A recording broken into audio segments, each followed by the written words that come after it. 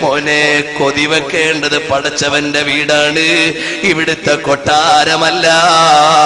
മോനെ ലൈനടിക്കേണ്ടത് ഇവിടുത്തെ പെണ്ണിനെയല്ല, സ്വർഗത്തിലെ സൗകര്യങ്ങളെയാണ്. കണ്ടില്ലേ, വലിയ താടിയും തൊപ്പിയും വെച്ച ഹാജിയന്മാര് പോലും മക്കളെ കെട്ടിക്കുമ്പോ ദീന മുഴുവൻ പണയം വെച്ചുപോയി. വാപ്പാ, നിങ്ങൾക്ക് റബ്ബ് തന്ന ഉത്തരവാദിത്വമാണ് ആ മകളെ ദീനായി പഠിപ്പിക്കൽ. എന്നിട്ട് കല്യാണത്തിന്റെ അന്ന് അന്യപുരുഷന്റെ മുമ്പിൽ അർദ്ധനഗ്നകളായി ഫോട്ടോയ്ക്ക് പോസ്റ്റ് ചെയ്യിക്കുമ്പോ പടച്ചവൻ വെറുതെ വിടൂല കേട്ടോ. ഇത് പറയേണ്ടത് മുത്തഅല്ലിമായ എന്റെ ബാധ്യതയാണ്. അതുകൊണ്ട് പറയട്ടെ, റബ്ബ് പടച്ചവനായ റബ്ബിന്റെ പരമാധികാരത്തിന് വിലയില്ലേടാ. പോലീസുകാരന് നീ പേടിക്കുന്നില്ലേ?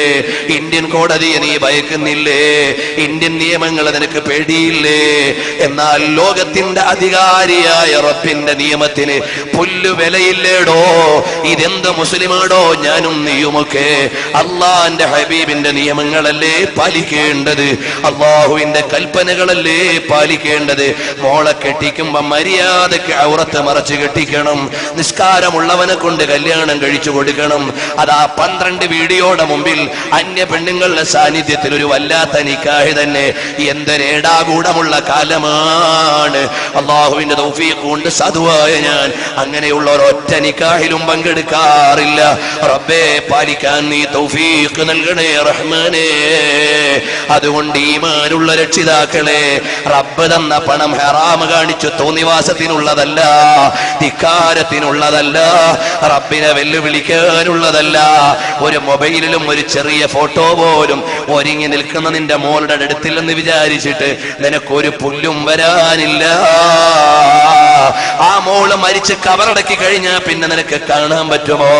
വലിയ ഫോട്ടോ എടുക്കല് നാളെയും കാണാനാണ് എന്റെ മോൾ ഒരുങ്ങി നിൽക്കുന്നത്.